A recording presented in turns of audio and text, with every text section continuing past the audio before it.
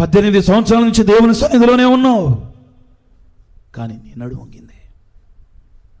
ఆమె మీద నా దేవుడు చేతులు ఉంచితే తిన్నగా నిలబడిందంట, దేవుని పరిచర్య చేయటం మొదలుపెట్టిందంట.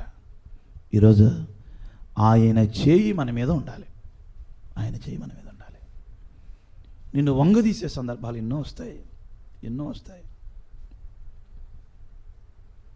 40 సంవత్సరాలు దర్శనం, 40 సంవత్సరాలైంది,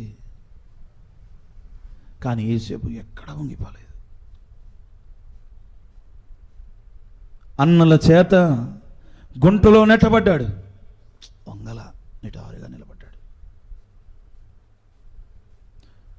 పశువులో సంతను అమ్మినట్లు అమ్మివేయబడ్డాడు, వంగలేదు, నిటారుగా నిలబడ్డాడు. ఎన్నో కష్టాలు అనుభవించాడు. నమ్మకంగా సాగుతున్న చోట, నమ్మకంగా ఉంటున్న చోట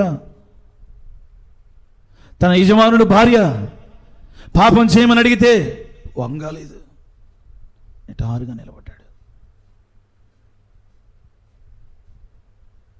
తన మీద చేయరాని నింద వేసినప్పుడు వంగిపోలేదు, నిటారుగా నిలబడ్డాడు.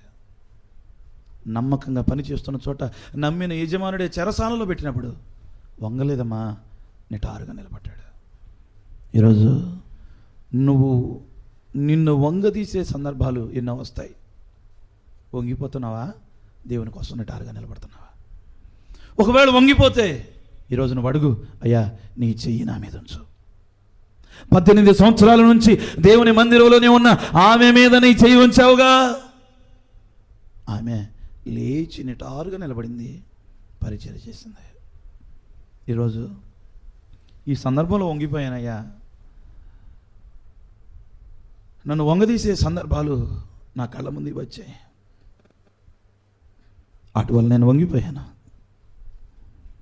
నీ హస్తం నా మీద ఉంచు,